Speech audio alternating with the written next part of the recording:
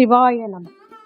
கோட்புலி நாயனார் சோழ நாட்டிலே நாட்டியத்தன் குடியில் வேளாண் மரபில் தோன்றியவர் ஒருவர் இருந்தார். அவர் சிவனடியார். அவர் தன் பெயர் கோட்புலி நாயனார் என்பது. கோட்புலியார் சோழ மன்னனிடத்தில் சேனாதிபதியாக இருந்தவர்.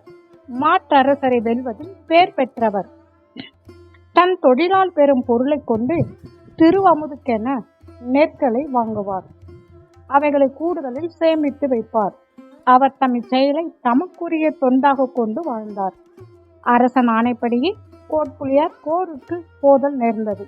அப்பொழுது நாயனார் தாம் மீண்டும் திரும்பும் வரை திருக்கோயில் திருவமுதுக்கு வேண்டப்படும் நெற்களை சேமித்து அவைகளை கூறுகளை நிரப்பினார். சுற்றத்தவர்களை தனித்தனியே அழைத்தார். இந்நெற்கள் திருக்கோயில் திருவமுதுக்கென சேமிக்கப்பட்டவை. இவைகளை எக்காரணம் பற்றியும் உங்களுக்கென்று எடுத்து செலவழித்தல் கூடாது. இறை ஆணை என்று கூறி போர் மேற்சென்றார். கோட்புலியார் சென்ற சில நாட்களுக்குள் பஞ்சம் நேர்ந்தது. சுற்றத்தவர்கள் பஞ்சத்தால் பீடிக்கப்பட்டு வருந்தினார்கள். அவர்கள் உயிர் துறக்கும் நிலை நெருங்கிவிட்டது. அதனால் அவர்கள் கோட்புலியார் சேமித்துள்ள நெற்களை எடுத்து பயன்படுத்திக் கொள்வோம் என்று துணிவு கொண்டார்கள். கொண்டபடியே நெல்லை எடுத்து பயன்படுத்தினார்கள். கோட்புலியார் பகைவர்களை முறியடித்து மன்னனிடம் நிதி பெற்று திரும்பினார். வழியில் சுற்றத்தவர் செயலை கேள்வி உற்றார். உண்மை உணர்ந்தார். அடாத செயல் புரிந்தவர்களை வெட்டி வீழ்த்துவேன் என்று உள்ளே கனன்று வந்தார். சுற்றத்தவர்கள் நாயனாரை எதிர்கொண்டார்கள். நாயனார் அவர்களுக்கு இனிய மொழி கூறி வீடு சேர்ந்தார். சுற்றத்தவர்களுக்கு பரிசல் வழங்கல் வேண்டும் என்று சொல்லி அவர்களை அழைப்பித்தார். கோட்புலி என்னும் தன் பெயருடைய சேவகன் ஒருவன் வாயில் காக்குமாறு செய்தார். அடாத செயல் புரிந்த இவர்களை கொல்லாது விடுவதோ என்று உறுத்தி எழுந்தார். எழுந்து தந்தை, தாய், உடன் பிறந்தார், தாரம், துரோகத்துக்குட்பட்ட மற்றவர் ஆகிய எல்லாரையும் வெட்டி வீழ்த்தினார்.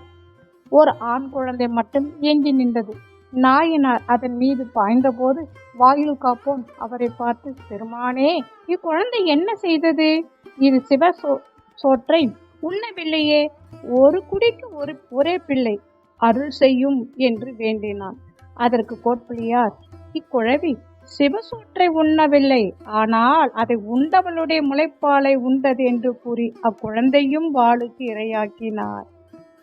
அந்நிலையில் சிவபெருமான் தோன்றினார். தோன்றி, கோட்புலி, உன் கைகளால் வெட்டுண்ட உன் சுற்றத்தவர்கள் எல்லோரும் பாசம் நீங்க பெற்றார்கள், மேற்பதவி ஏறினார்கள். நீ இப்படியே நம்முடன் வருவாயாக என்று அருள் செய்து எழுந்தறினார். சிவாய நம. திருச்சிற்றம்பலம். நாம